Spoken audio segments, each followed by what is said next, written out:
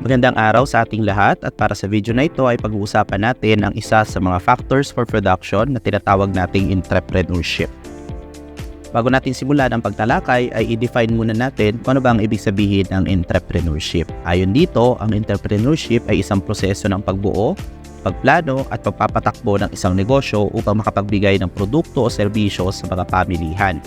Ang entrepreneur ay isang tao na may kakayahan at inisyatiba na mag-isip ng mga bagong negosyo o produkto, isasagawa ito at haharapin ang mga panganib sa kabila ng kawalang kasiguraduhan.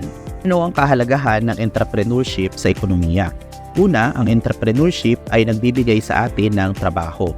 Ang mga negosyo ay nagbibigay ng trabaho sa maraming tao na nagiging daan upang mabawasan ang unemployment. Pangalawa ay ang inobasyon. Ang mga entrepreneur ay nagpapakilala ng mga bagong produkto, teknolohiya at pamamaraan na nagdadala ng pagbabago sa merkado.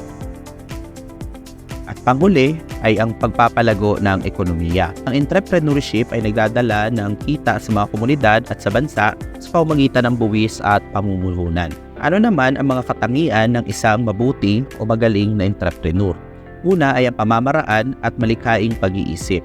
Nakakahanap ng mga solusyon sa mga hamon at lumimilika ng mga bago mula sa mga simpleng idea.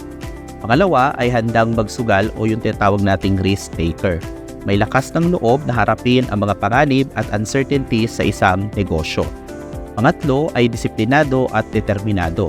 May matibay na dedikasyon at pagpapatupad ng plano at may kakayahang magpatuloy kahit may mga hadlang. Pang-apat ay magaling makipagkapwa o yung tinatawag nating interpersonal skill.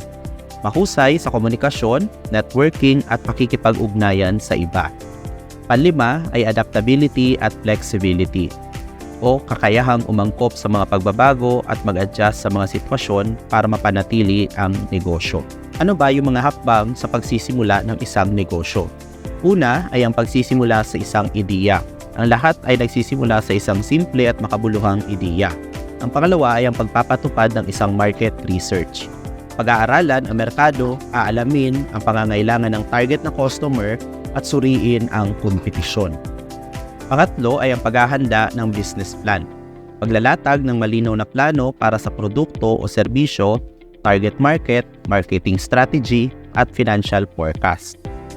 Pang-apat ay ang paghahanap ng kapital. Pag-aaralan din ang mga opsyon sa pagpupondo gaya ng sariling ipon, pag-utang, o mga investors. Patupad ng plano at pag-monitor. Sisimula ng operasyon, susubaybayan ng progreso at gagawa ng mga kinakailangang adjustment.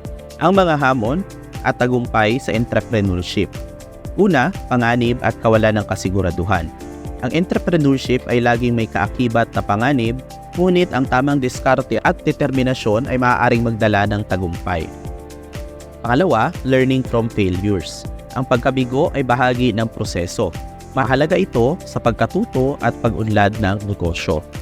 Pangatlo ay ang continuous growth at innovation. Ang matagumpay ng mga entrepreneur ay patuloy na naghahanap ng mga oportunidad upang lumago at mag-innovate. Para sa ating summary at conclusion, una ay ang entrepreneurship ay isang mahalagang bahagi ng ekonomiya na nagbibigay ng trabaho at nagpapasigla sa inobasyon. Ang pagiging matagumpay na entrepreneur ay nangangailangan ng tamang kaalaman, diskarte at katapangan sa harap ng mga hamon. Diyan nagtatapos ang ating video patungkol sa entrepreneurship. Sana may natutuhan kayo. Maraming salamat.